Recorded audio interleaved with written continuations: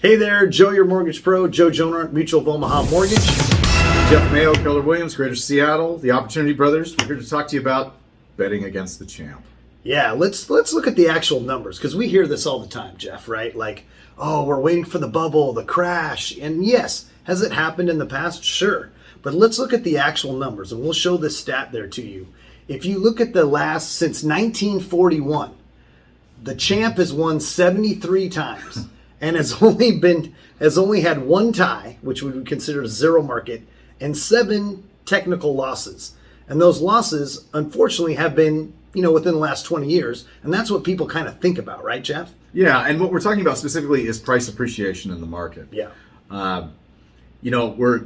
That's 80, almost 80 years of data, and we're only talking 7 losses, 7 years of losses.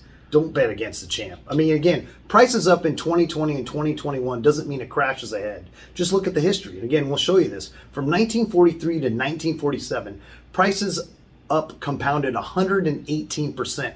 Then prices went higher for 43 straight years. So the people that are looking back at the 2007 to 2011 area where you had -5, -12, -4, -4, they're thinking, oh, it's going to happen again, right? And we just had, in 2020, we had 10%. 2021 was 19%. 2022 wasn't as good, but still up 6%. That's where people are thinking, or they're trying to speculate that, hey, this 2006 to 2011 could happen again. We just don't see it. And I'll point out one more thing here, and we'll show this graph as well.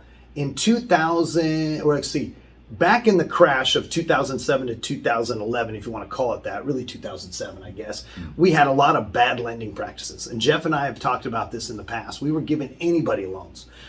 Well, we also had a high inventory of about 4 million homes in the whole United States.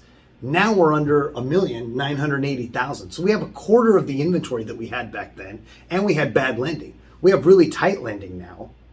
Again, we all know this if we've tried to apply for a loan, and we have so much less inventory. Completely. I mean, what do you think about it's that? night and day. Absolutely. I mean, with the advent of COVID a couple of years ago and supply chains being disrupted and employment being disrupted, we were already behind going into 2020. We were about 20% is what they figured behind as far as needed units to keep up with supply. Mm-hmm. That's fallen dramatically farther behind.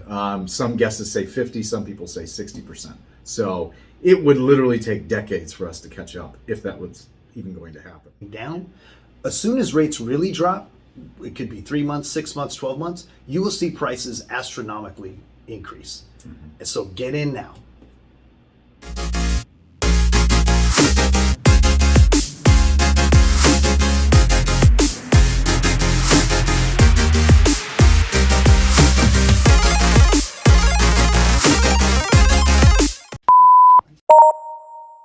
Some of our other